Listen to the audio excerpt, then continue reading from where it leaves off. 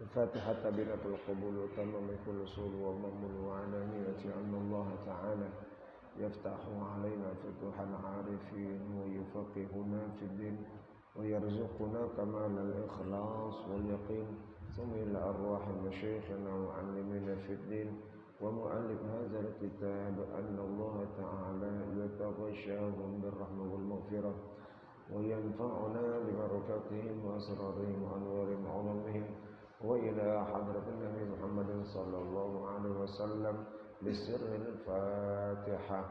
أعوذ بالله من الشيطان الرجيم. بسم الله الرحمن الرحيم. الحمد لله رب العالمين الرحمن الرحيم مالك يوم الدين. نعبد وإياك نستعين اهدنا الصراط المستقيم صراط الذين أنعمت عليهم غير المغضوب عليهم ولا الضالين آمين. اللهم صل وسلم على سيدنا محمد الفاتح لما أغلق الخاتم لما سبق الناصر الحق بالحق والهادي إلى صراطك المستقيم وعلى آله وصحبه حق قدره ومقداره العظيم. اللهم أخرجنا من ظلمات الوهم وأكرمنا بنور الفهم وافتح علينا بمعرفة العلم وحسن أخلاقنا بالحلم وسهل لنا أبواب فضلك وانشر علينا من خزائن رحمتك يا أرحم الراحمين.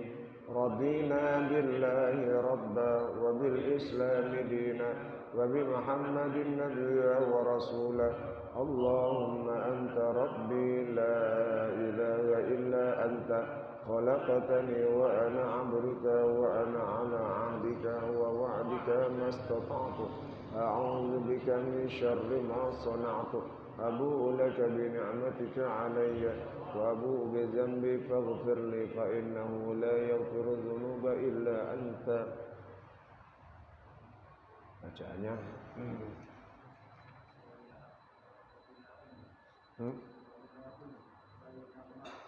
apa? Wilaun.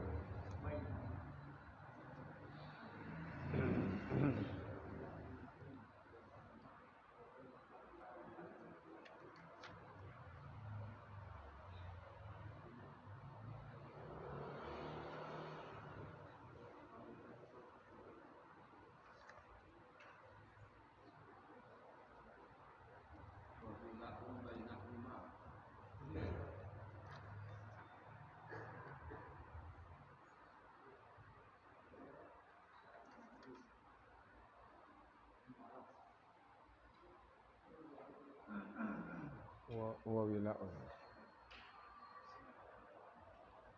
Bismillahirrahmanirrahim. Alhamdulillahi rabbil alamin. Wassalatu wassalamu ala Rasulillah Muhammadin wa ala alihi wa sahbihi ajma'in. Amma ba'd. Fa inna asdaqal hadits kitabullahi ta'ala wa khairal hadi hadi sayyidina Muhammadin sallallahu alaihi wasallam wa syarrul umuri muhdatsatuha wa kullu muhdatsatin bid'ah wa kullu bid'atin dhalalah wa kullu dhalalatin finnar. Wa fi sanadil muttasil ila al-imam al-muallif rahimahullahu ta'ala wa adama an-naf'ana nabihi وببركة عظمه وبكم في الدارين آمين. قال رضي الله عنه. وولاء بينهما وبين أركانهما وبينهما وبين الصلاة بأن لا يفصل طويلا عرفا. Dan di antara syarat khutbah yaitu wilaun,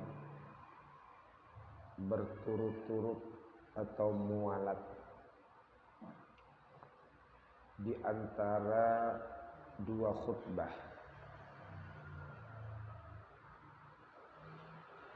baik khutbah yang pertama dan khutbah yang kedua.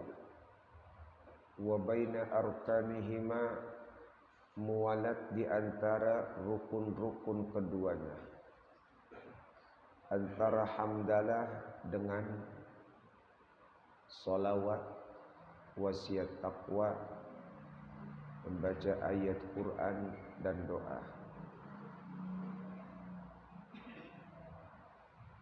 wa bainahuma bainas salati, di antara dua khutbah dan antara salatnya, bi an la yafsila, di mana tidak terpisah, tawilan secara panjang pada uruf. Jadi syarat Jumat, syarat khutbah harus mualat berturut-turut. Antara khutbah yang pertama dengan khutbah yang kedua jangan dipisah berhenti yang terlalu lama. Begitu pula antara rukun dengan rukun, hamdalah dengan solawat, solawat dengan wasiat takwa dengan membaca ayat Quran, tidak boleh terpisah, terselang. Begitu pula antara dua khutbah dan salat. Selesai khutbah langsung salat. Jangan dijeda dengan masa yang panjang.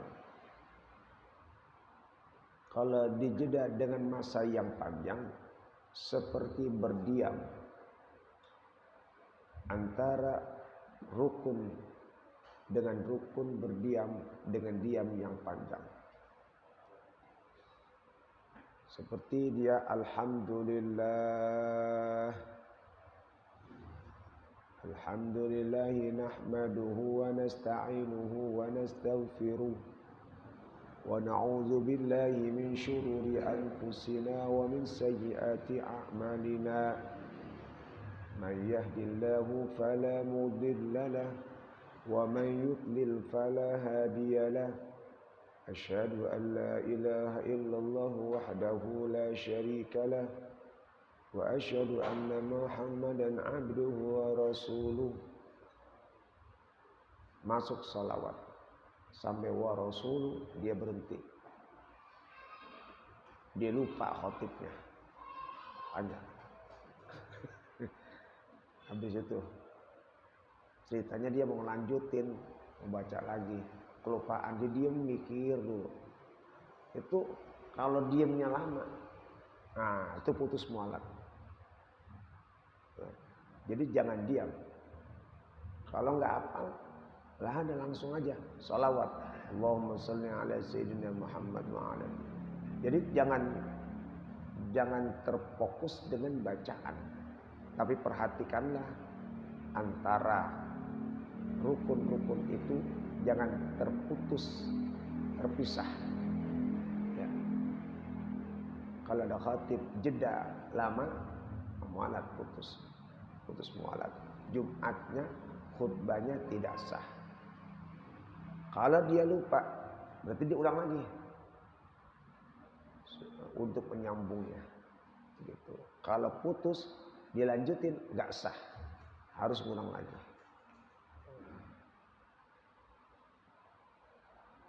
Begitu pula antara khutbah dan salat. Khatib selesai dari khutbah turun main nawar-nawaran imam. Udah, ayo itu kalau sampai lama tuh ya, dia merasa kagak enak, ada syekh ini tuh, dia juga tidak mau. Jadi main tahu-tahu udah enggak menteterkan gitu. Giliran mau nonton aja, ini orang ngapain sih tawa-tawaran. Kalau sampai tawa-tawaran begitu dan jaraknya lama, putus mualat. Ulang lagi. Makmum boleh protes. Khutbah ulang lagi. Kenapa? Putus mualat. Ulang lagi. Nah, karangan main tawa-tawaran aja. Emang udah hak ente untuk sholat dari imam, udah itu kan udah satu paket. Khotib juga, imam juga, itu udah langsung gak pakai tawa-tawaran lagi. Kalaupun nawarin, ya sekedar basa-basi. Ayo udah, nah itu kayak gitu.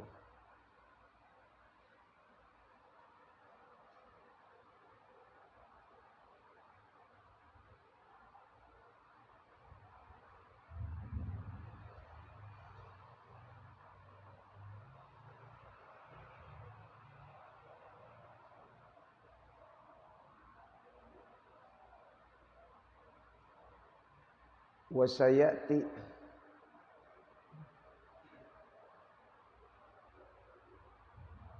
an-ikhtilal muwalati bainal majmu'ataini bi fi'li rak'ataini bal bi aqalli mujzi'atin fala yab'udu ad-dabtu bi hadza huna wa yakunu bayanan lil urfi.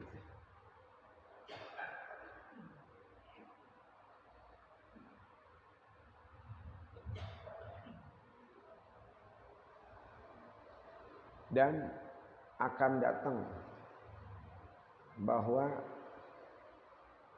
cederanya mualat di antara dua kumpulan itu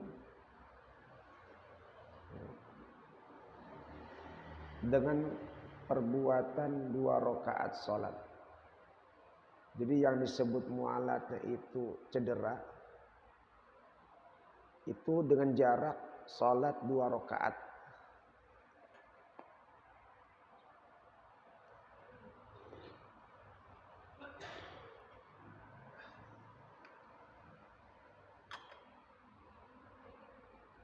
Jadi sekedar orang sholat 2 rakaat itu.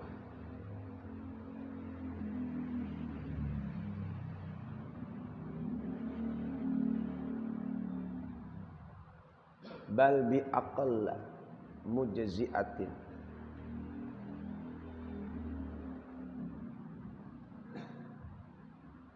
Bahkan lebih kurang dari 2 rakaat. Kalau dia ringkes cuman rukun-rukunnya saja, lebih kurang dari 2 rakaat yang memadai. Dia sholat sunnah 2 rakaat cuman yang rukun doang. Kira-kira berapa lama itu? Ya, sekitar bisa jadi 1 atau 2 menit kalau cuman rukun-rukun doang.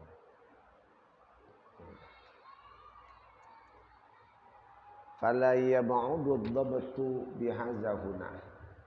Maka tidak jauhlah penandaan dari kadar mualat itu di sini. Wa yakunu bayanan lil urfi. Dan itu merupakan keterangannya secara uruf. Jadi yang penting itu menurut uruf. Jadi tanda lamanya itu yang penting secara umum. Umumnya yang disebut lama, yang disebut panjang itu berapa lama umumnya. Ya.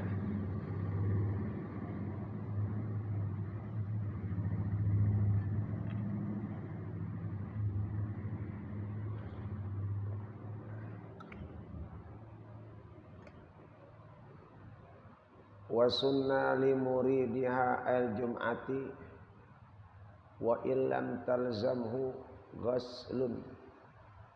Nah, itu tadi masalah rukun khutbah selesai itu, ya. Jadi terakhir syarat-syaratnya mualat. Ya. Jadi syarat-syarat khutbah ya. Saya simpulin dulu.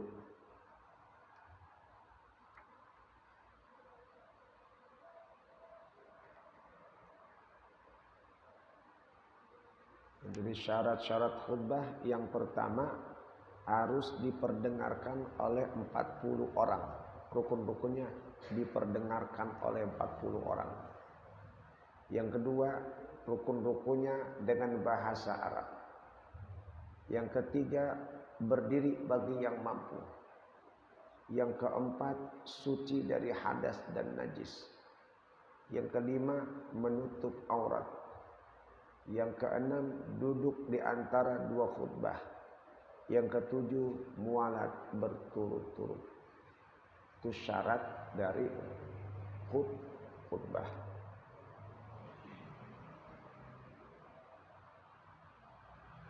Dan sunnah bagi orang yang ingin Jumat, wa illam talzamhu, meskipun belum wajib dia. walaupun dia tidak wajib Jumat. Kalau dia mau datang Jumat sunnah ghuslun, mandi, sunnah mandi dulu. Bita'mimil badani warra'si bil ma'i, dengan meratakan badan dan kepala dengan air. Jadi kalau mau sholat Jumat sunnah mandi.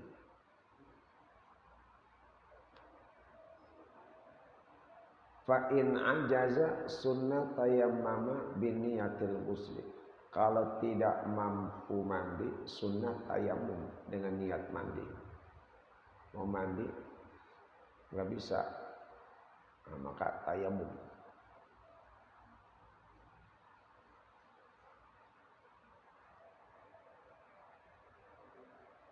Ba'da tulu'i fajrin, setelah terbit fajar.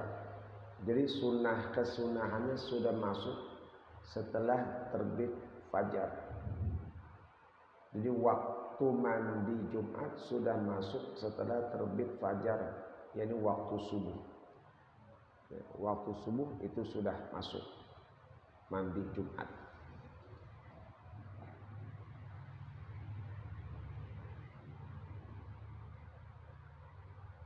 Nah, ini kalau yang mau berangkat, yang biasa kerja, kan kalau mandi di kantor kan tidak mungkin.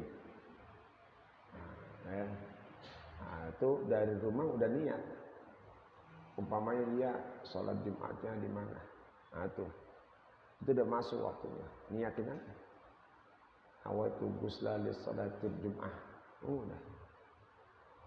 Mandi, antar ketika waktunya langsung.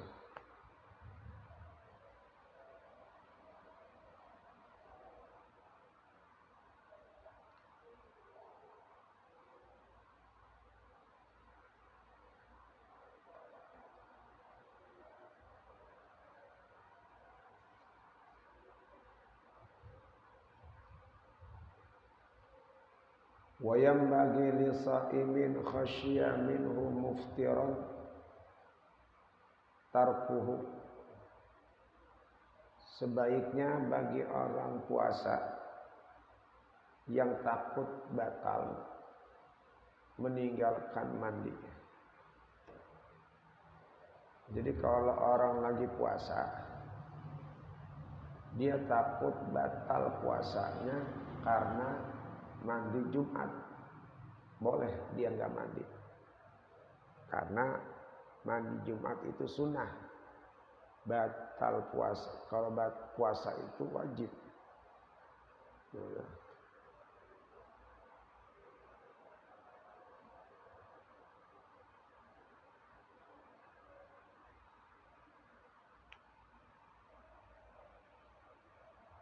Karena yang namanya mandi Jumat kan harus rata, sama kayak mandi wajib. Kalau mandi wajib harus rata, mau Jumat pun juga. Kalau lagi puasa, mandi wajib, kemasukan air di kuping nggak batal. Tapi kalau mandi biasa atau mandi sunnah, kemasukan air di kuping itu bisa batal puasanya. Kenapa kok beda? Kalau mandi wajib dituntut untuk rata, maka dalam hal ini kalau tidak sengaja kemasukan tidak batal. Tapi kalau mandi biasa, dia guyur kepala lagi puasa, tahu-tahu kemasukan air, itu batal. Walaupun dia tidak sengaja. Kenapa? Karena tidak dituntut untuk meratakan, apalagi dalam keadaan puasa.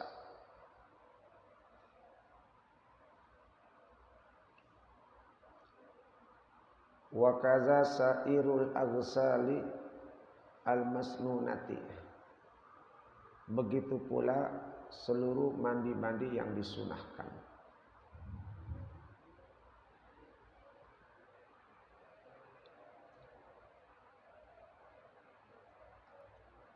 Sama juga tuh orang yang lagi puasa, kalau dia takut ya nggak usah puasa, nggak usah mandi.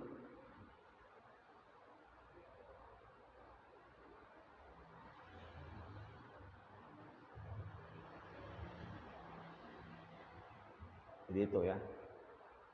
Orang puasa kalau mandi sunnah kemasukan air batal.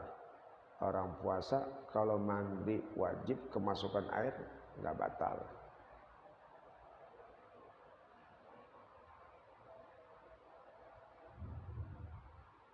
Wa qurbuhu min zahabihi ilaiha afdalu.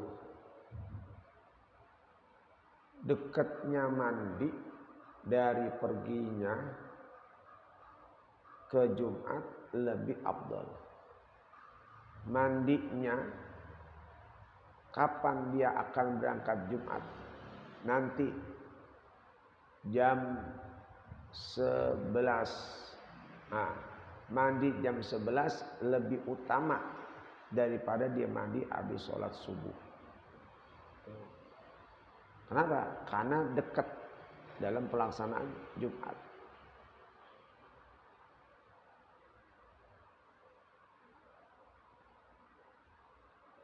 Kalau dia mandi habis sholat subuh, mandi Jumat gimana? Boleh saja. Seperti orang yang mau berangkat kerja. Tapi kalau dia mau melakukannya menjelang akan berangkat Jumat, itu lebih bagus.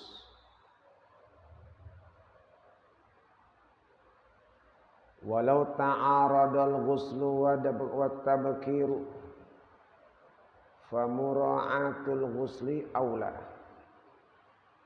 Seandainya bertolak belakang antara mandi dan berangkat Jumat pagi-pagi, maka menjaga mandi lebih utama.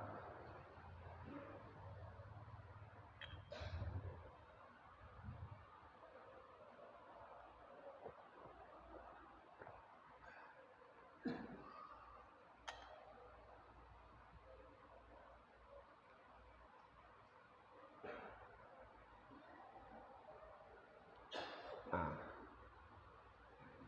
kalau kita Jumat dianjurkan kita berpagi-pagi. Mandi ya, dianjurkan mendekati Jumat. Tuh.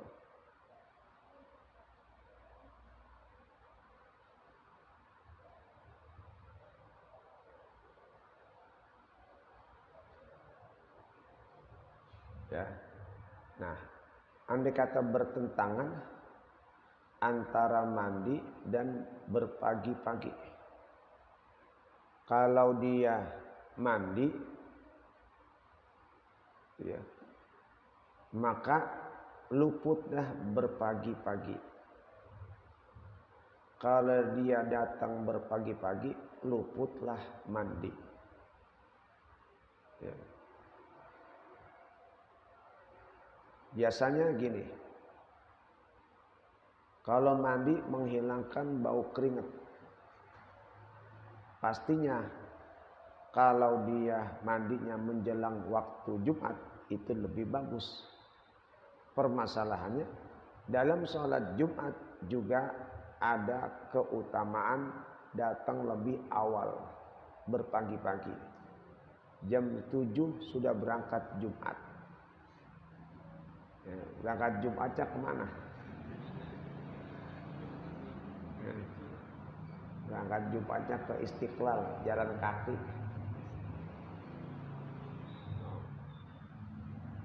Itu udah mandi gitu. Mau kemana? Soal Jumat. Di mana? Istiqlal. Itu ya. Nah itu keringat sampai sono keringat ngucur, bau lagi. Nah, ya. Udah duduk situ. Bagus berangkat berpagi-pagi. Tuh ya. Berangkat berpagi-pagi bagus.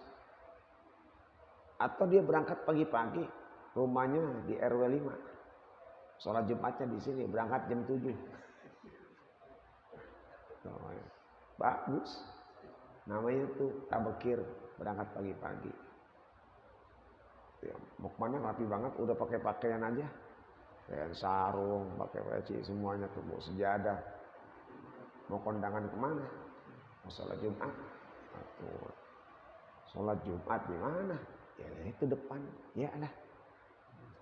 Depan rumah, berangkatnya pagi-pagi banget jam 7. Gitu ya. Momok juga belum rapi-rapiin. Berangkat bagus, berangkat pagi-pagi. Bagus. Tuh, ya. Tapi masalahnya adalah mandinya. Luput mandinya. Kenapa? Karena mandi itu mendekati pelaksanaan Jumat. Supaya tidak terkena keringat kalau terlalu lama. Tapi kalau dia mandi, kalau dia datangnya entar-entaran, ya, jam 11:30 kurang, dia baru mandi, dia nggak bisa datang berpagi-pagi, tuh, luput lagi. Mana yang lebih utama? Famura'atul ghusli aula, menjaga mandi lebih utama. Apa menjaga mandi? Yaitu menjelang Jumat, itu lebih utama. Tuh. Makanya bagaimana supaya dapat dua-duanya? Supaya dapat dua-duanya ngintip di masjid dulu. Kira-kira jamaah masjid masih kosong atau enggak? Biasanya masjid kosong mulai berisi jam berapa? Oh, jam 11 orang udah mulai datang. Nah, jam segitu baru berangkatnya. Karena orang yang mendapatkan pahala datang berpagi-pagi itu akan mendapatkan pahala seperti onta, seperti sapi, seperti ayam, seperti burung, bahkan seperti telur. Tuh, seperti telur. Yang paling buncit maka dia dapat pahala kayak telur. Ya. Jadi MC udah mulai berdiri. Ya, udah kelar ini baru datang. Nah, itu pahalanya dapat telur. Ya. Tapi kalau dari awal-awal, nah itu pahalanya besar. Ya. Jadi kalau umpamanya banyak orang masih kosong datang, nah itu yang pertama dia dapat pahala besar. Ya, kalau masih kosong tuh. Itu kira-kira jam berapa? Kira-kira jam 11. Kira-kira jam 11 udah mulai kelihatan, nah datang. Itu pahalanya besar. Ya. Lil khilafi fi wujubi, karena ada khilaf mengenai kewajibannya. Ada yang menyatakan wajib mandi menjelang Jumat, itu ada khilaf. Wa min thamma kuriha tarkuhu, oleh karena itu makruh meninggalkan mandi. Makruh kalau kita nggak mandi Jumat, mau sholat Jumat nggak mandi, makruh. Ya.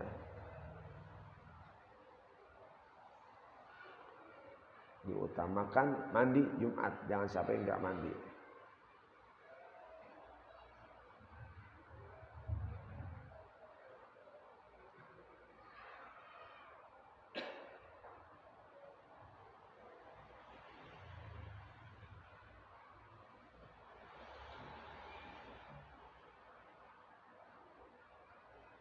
Wa minal aghsalil masnunati ghaslul idaini, di antara mandi-mandi yang disunahkan adalah mandi 2 hari raya.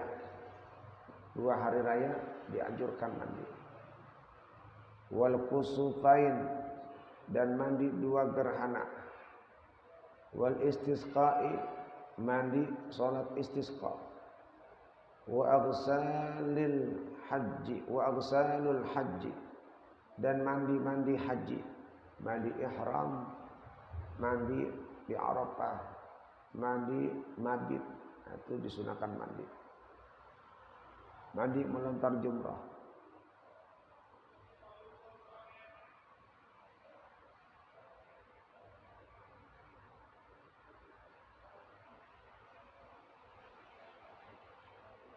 Wa ghaslu ghasilil mayyiti, Mandi orang yang memandikan mayit. Habis mandiin mayit itu disunahkan mandi. Nabi mengatakan man igtasala mayitan falyaktasil wa man hamalahu falyatawadda. Siapa orang yang habis memandikan mayit sunnah mandi. Dan siapa yang membawa mayit sunnah berwudu.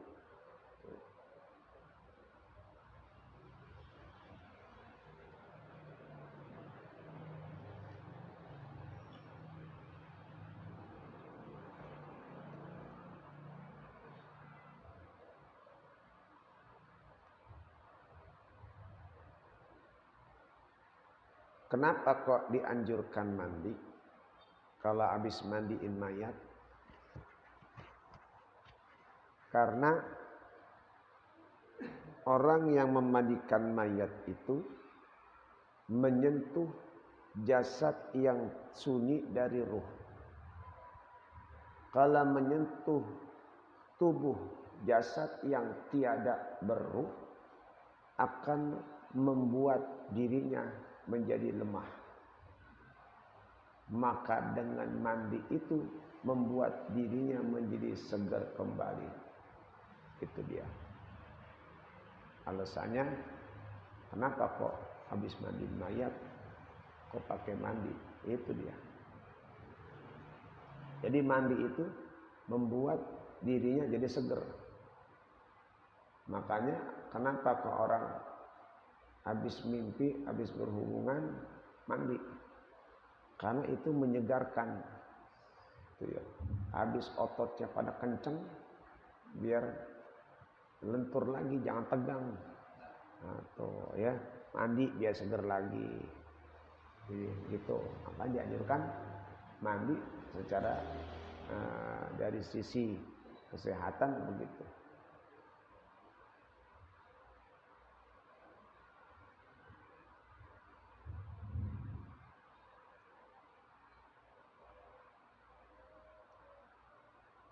Wal ghuslu lil i'tikafi, mandi karena i'tikaf.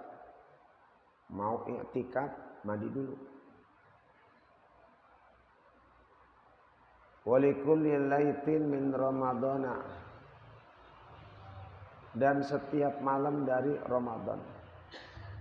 Setiap malam dari Ramadan mandi. Kapan tuh? Maghrib. Jadi maghrib setiap malam Ramadan, karena kita akan sholat tarawih, itu mandi. Makanya mandinya jangan sebelum maghrib, habis buka baru mandi.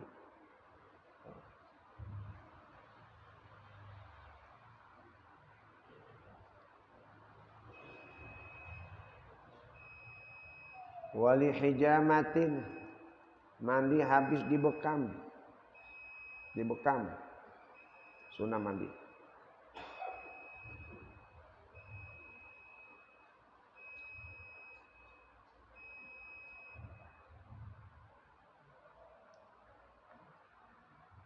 Walitaghayyuril jasadi, mandi karena badannya berubah.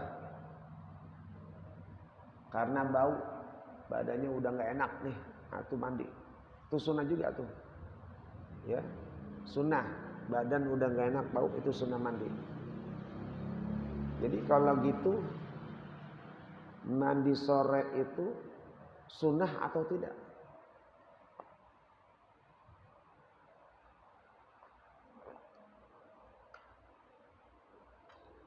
Tergantung. Kalau badannya berasa nggak enak, berasa bau, maka niat mandinya menjadi sunnah. Tapi kalau biasa aja nggak bau, ya nggak ada sunnah. Nah.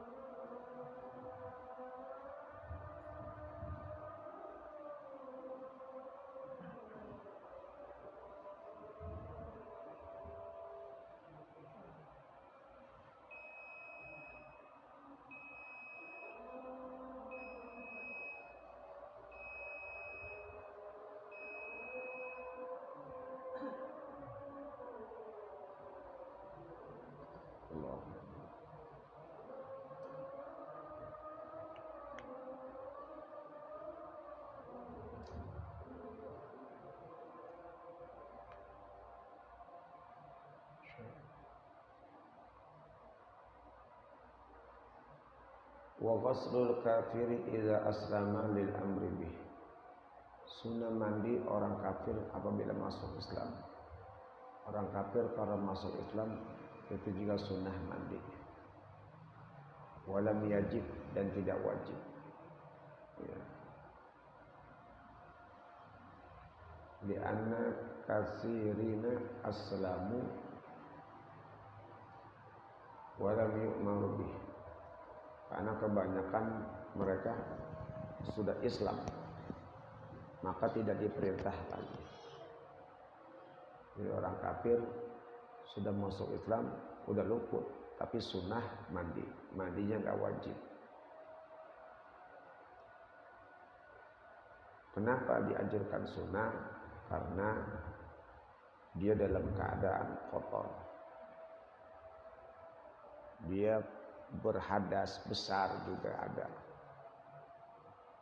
maka dianjurkan mandi, tapi sunnah. Kenapa tidak wajib? Karena kalau orang kafir tidak ada tuntutan kalau sudah masuk Islam, nggak ada.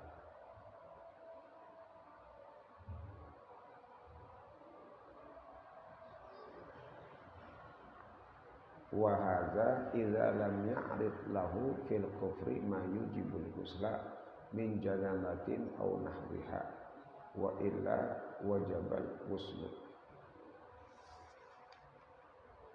Ini apabila tidak datang baginya dalam kekafirannya sesuatu yang mewajibkan mandi dari janabah dan lainnya.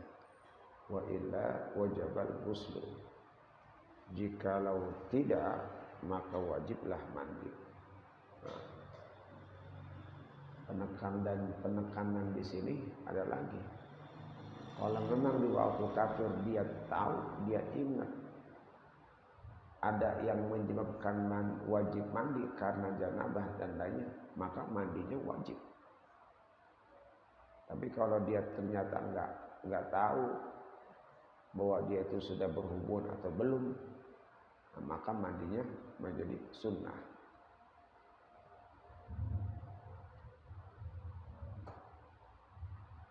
Wa ini irtasala fil kufri libutlani niyati. Meskipun di saat kafir dia sudah mandi. Wah, saya sudah mandi. Kalau saya berhubungan, saya mandi tetap. Tapi niatnya nggak diterima. Libutlani niyati, karena batal niatnya.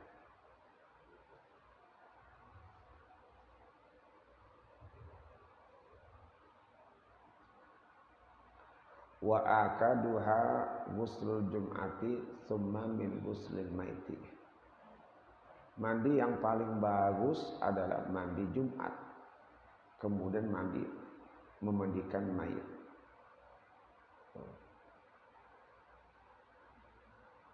Jadi mandi yang paling utama apa?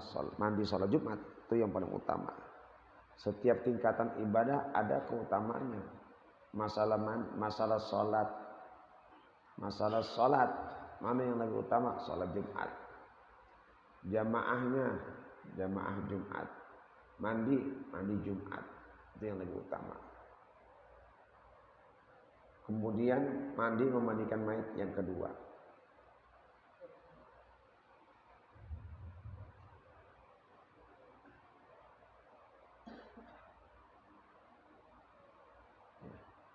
Maqala tamihum wallahu a'lam bis-shawab.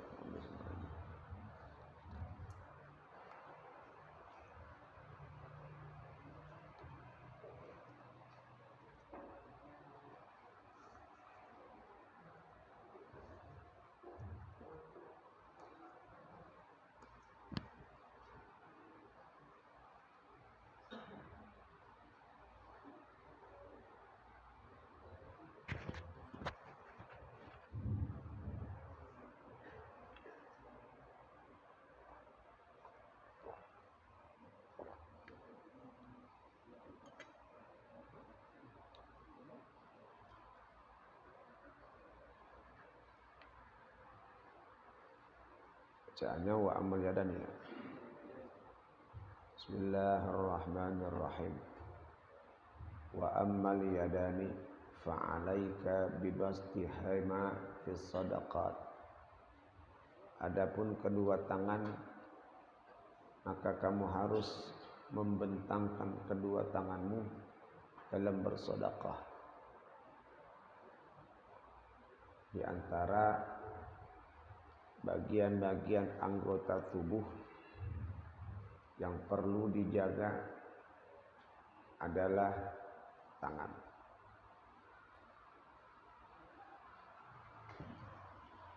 Apa yang mesti dilakukan dengan tangan?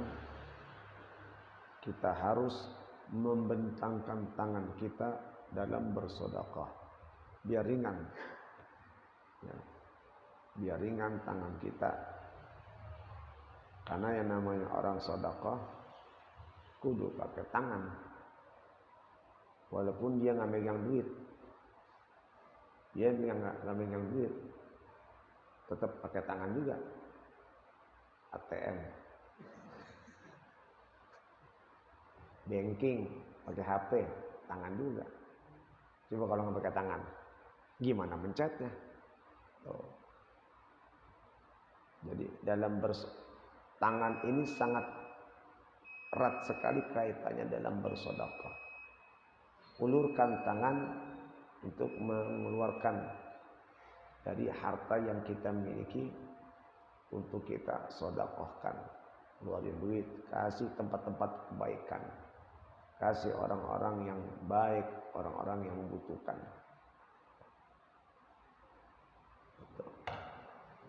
Karena itu merupakan amanah. Kita dikasih nikmat, amanahnya dijaga. Tuh, amanahnya dijaga. Jadi bukan hanya dari sisi hartanya saja.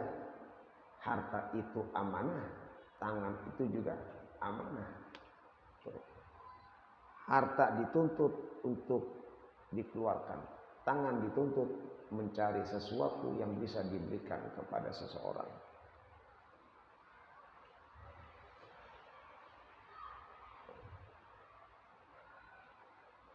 Ngisi list, nah itu ngisi list juga tuh.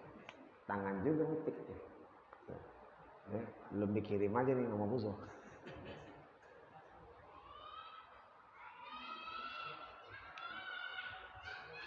Ngisi list bulanan, ngisi list acara maulid, nah itu gitu.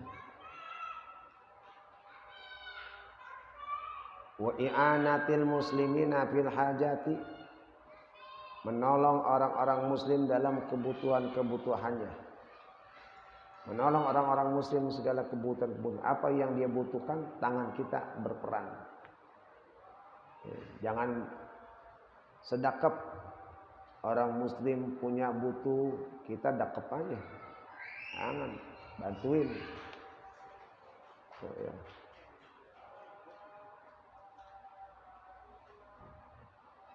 Wa kitabatil ilmi, menulis ilmu. Ada ilmu yang perlu kita catat, tulis. Itu namanya menjalankan amanah tangan. Wah, kayaknya nih ilmu nih. Otak saya sudah tumpul. Kalau yang namanya ingat lupa mulu, catat aja, catat. Omutnya ini kata-kata mutiara nih. Cakep nih. Catat ah. Tuh. Gitu. Karena yang namanya sekarang dikasih tahu, besok lupa lagi. Ya. Ingat ya 3 perkara. Yang pertama ini nih. Ingat ya, sekarang ingat. Besok ditanya lupa lagi. Kudu dicatat. Wal hikmati, menulis hikmah. Menulis hikmah yang bisa kita ambil. Wa fiktisabil halali, berusaha mencari yang halal. Kita berusaha untuk mencari yang halal. Baik dengan cara jual beli, ya, dan lain sebagainya, atau berkarya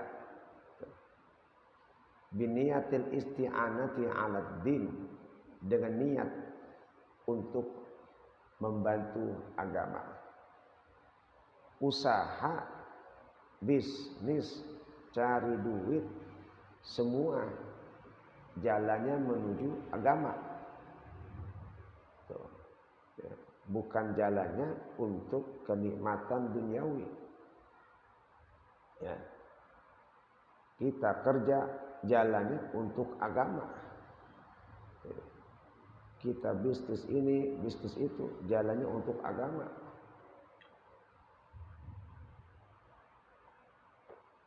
Kita dagang, jalannya untuk agama.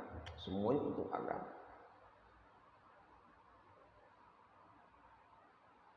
Makanya ketika dia berusaha mendapatkan uang, tapi tidak diarahkan untuk agama, ya berarti nggak menjalan amanah.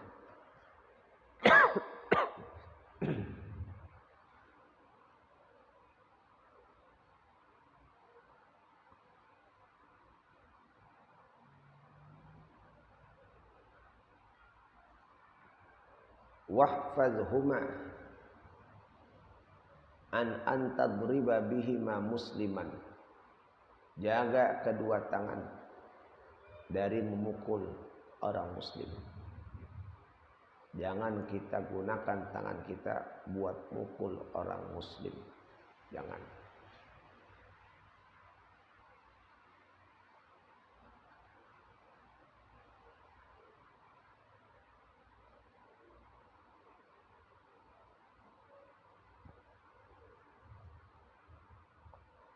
Jadi harus hati-hati orang muslim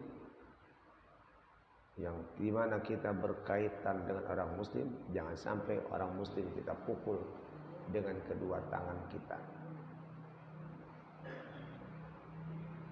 Apalagi pukulannya sampai menyakitkan, sampai melukai.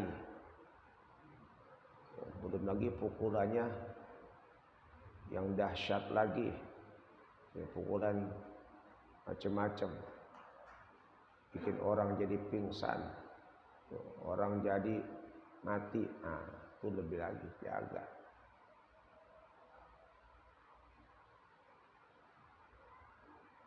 Autu ziyahu, menyakitinya, bi ghairi haqqin, menyakitin tanpa hak, nyakitin tanpa hak, bukan dengan cara yang benar, nggak ada urusan apa-apa, menyakitin orang. Ya. Kecuali kalau nyakitinya untuk memberi pelajaran. Kita cubit, kita pukul gini, kasih pelajaran supaya dia sadar bahwa itu salah, jangan terulang lagi. Itu boleh. Sama anak kita, itu boleh. Ya.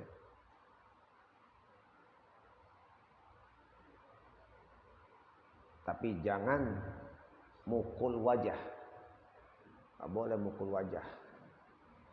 Ya. Mukul pantat, kaki, dan lainnya. Kalau wajah jangan dipukul, nggak boleh. Haram kalau sampai mukul wajah.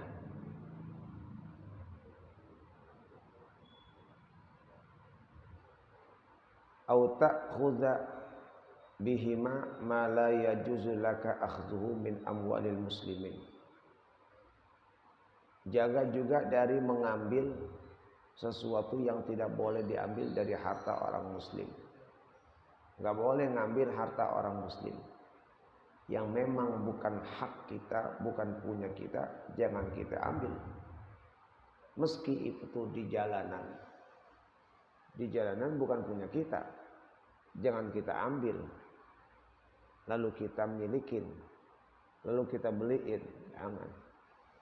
Kecuali kita ngambil dikembalikan lagi kepada pemiliknya, itu boleh.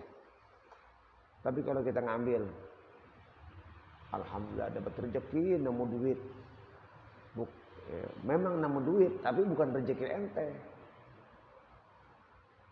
Gak mungkin tuh duit nongol dari tanah keluar. Tuh duit jatuh dari kantong orang. Tuh. Ya. Gak mungkin tuh duit jatuh dari langit.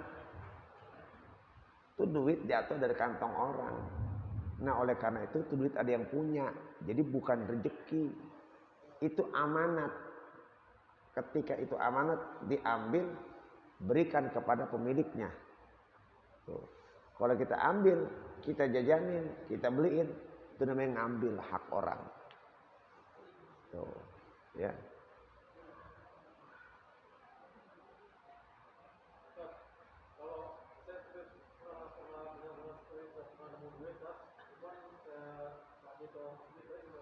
Tetap juga.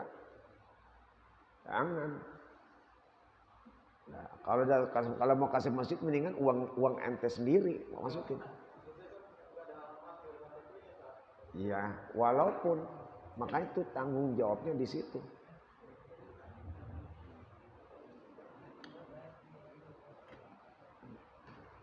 Tanggung jawabnya di situ. Nanti kalau balik bertanya, orangnya lagi butuh duit banget, nyariin, duit saya kemana ya? Saya belum makan ini. Gitu, gimana tuh?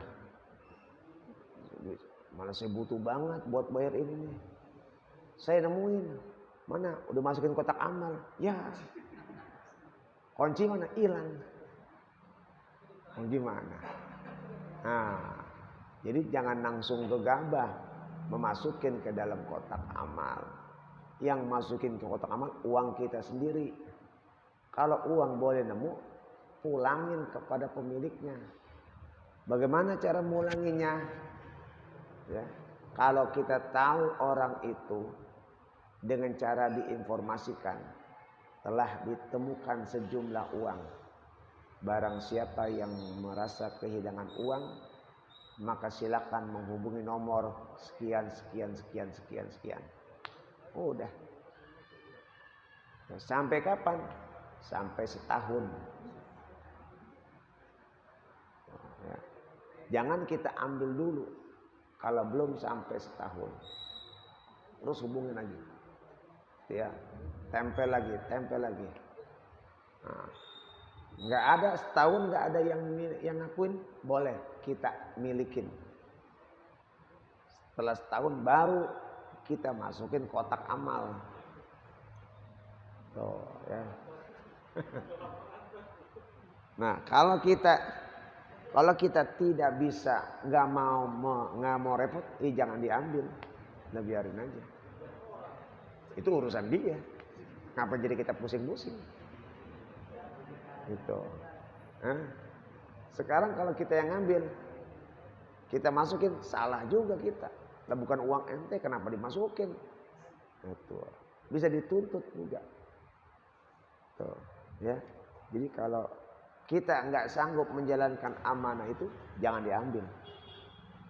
Meski di jalanan nemu uang, wah ada uang 100.000, biarin aja.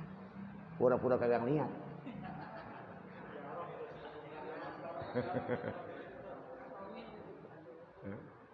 Biarin aja. Tuh, ya. Kalaupun kita ini singkirin, nyingkirinya jangan diangkat, pakai kaki. Pakai kaki. Kalau kita angkat, berarti kita punya tanggung jawab untuk mengembalikan. Punya tanggung jawab untuk mengembalikan. Mesti kita geser aja kaki, buang ke got. Nah, orang ada yang ngambil.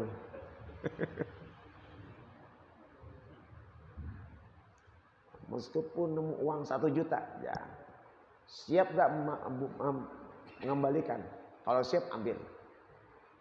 Kalau nggak siap mengembalikan, jangan ente ambil. Memang sunnahnya ambil, tapi diambil bukan berarti kita milikin. Kembalikan kepada pemiliknya. Bisa kita gunakan kalau sudah setahun. Baru. Itu pun harus berazam. Ya Allah, sudah setahun saya pegang duit ini. Andai kata ada pemiliknya yang minta, maka saya akan kembalikan. Akan saya ganti. Ngomong juga. Ngomong gitu. Baru bisa kita milikin.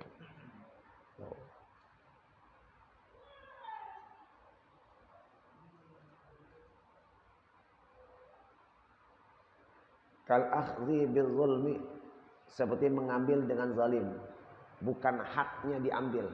Nah, itu zalim. Bukan punya kita, kita ambil, itu zalim. Wal khiyanati, khianat, mengkhianati apa yang sudah diamanatkan. Saya tolong, saya titipkan ini kepada Anda untuk dijaga. Ya, ternyata dia nggak jaga. Dititipin motor, motor malah dijual. Dititipin motor, motornya malah dipretelin. Nah, itu nggak amanah namanya. Zalim itu. Itu sama aja nggak menjaga tangannya. Wal muamalatil fasidati. Dan muamalah yang rusak, hubungan-hubungan jual beli, ya, yang ada terkait bisa rusak, seperti ada praktek riba dan lain sebagainya. Nah, itu juga harus dihindari. Tangan kita jangan sampai melakukan hal-hal seperti itu. Itu harus kita hindari. Ya.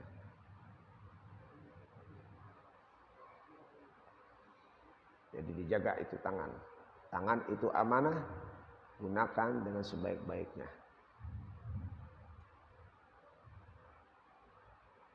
Tsumma qala wa amma rijlani fa iyyaka an tamshiya bihima wallahu a'lam bis-shawab.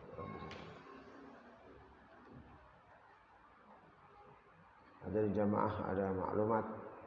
Yang pertama, seperti biasa, malam Jumat besok acara bulanan kita. Mohon kehadirannya, acara bulanan di malam Jumat ba'da Isya besok tanggal 3, tanggal 2. Ya. Kemudian malam ini juga ada undangan maulid di Mushola Darussalam. Ya, di Mushola Darussalam ada undangan maulid nanti. Kita jawab insyaallah. Bismillahirrahmanirrahim. Alhamdulillahirabbil alamin. Hamdan yuwafi ni'amahu wa yukafi'u mazidah. Ya Rabbana lakal hamdu wa lakal syukru kama yanbaghi li jalali wajhikal karim wa ala 'azimi sultanik. Allahumma shalli 'ala sayyidina Muhammad wa 'ala ali sayyidina Muhammad. Allahumma anfa'na bima 'allamtana wa 'allimna ma yanfa'una wa 'allimna ma jahilna wa zakkirna ma nasina wa zidna 'ilman nafi'a. Alhamdulillah 'ala kulli hal. Wa na'udzu bika min ahwalina bi rahmatika ya arhamar rahimin. Wassallallahu 'ala sayyidina Muhammadin wa 'ala alihi wasallam. Alhamdulillah.